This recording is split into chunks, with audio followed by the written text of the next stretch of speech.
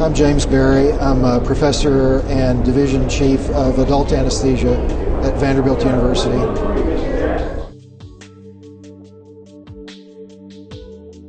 I was on a medical mission trip to Guatemala. They had a young girl there who was about 4, and she had a disease called Treacher-Collins, which to the doctors or the anesthesiologists, they know that she was impossible to intubate because her jaw was very small. And previous mission groups had come and refused to do her operation for a cleft palate because they thought it was too risky. And one of my interests is in airway tools and techniques. And I realized that we could put her to sleep and then just kind of take a look and see how bad her airway was.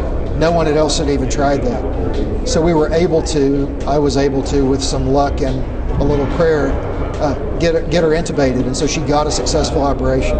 And seeing her the next morning, happy, smiling, now able to eat and drink with her mother was one of my highlights.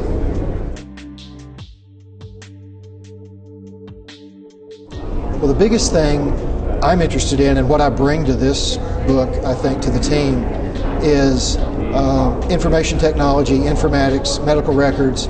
Everything is electronic. And Vanderbilt, where I am, is kind of at the forefront of this. I don't carry a writing instrument. I don't carry a pen when I take care of patients. Everything is online, electronic, completely paperless. And so bringing that era to medicine, and medicine's always slow to adopt things, has been really fun and really an adventure. And living in the hotbed of it at the cutting edge has been really fun for me too.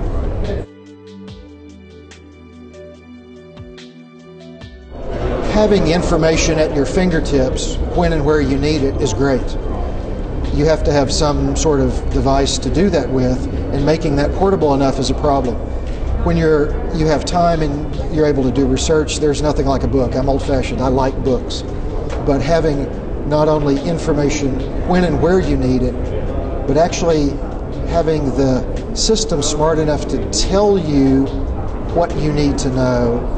We now have technology that says you need to focus your attention here or here, and instead of having to ask for information, it comes to me unsolicited. Hey, this room's having a problem. Hey, this patient's doing something out of the ordinary. So that's the ultimate goal of informatics, is to deliver things we didn't even know we needed, and in real time.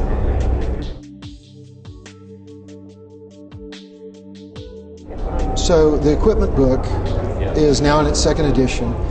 The first edition was Aaron Worth and Eisencraft, and there was so much that was new and different for the 2nd edition, especially in informatics and information technology and record keeping, that they invited me in to try and contribute in that area. And also because the volume of information had really grown, having a 3rd editor they thought was important. And I'm honored to be a part of this group. These guys are legends, and so I'm the one who is privileged to be a part of it. But hopefully I can bring something to the table in terms of this latest and greatest in informatics, and also in equipment that's not knobs and valves as much as it is chips and software. So that's going to be my contribution.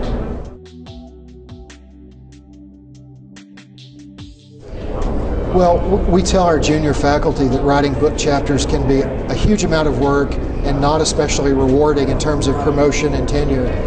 But personally, it is very rewarding to be able to put together the latest state-of-the-art information and see it appear with your name at the top of it. It's an incredible amount of work.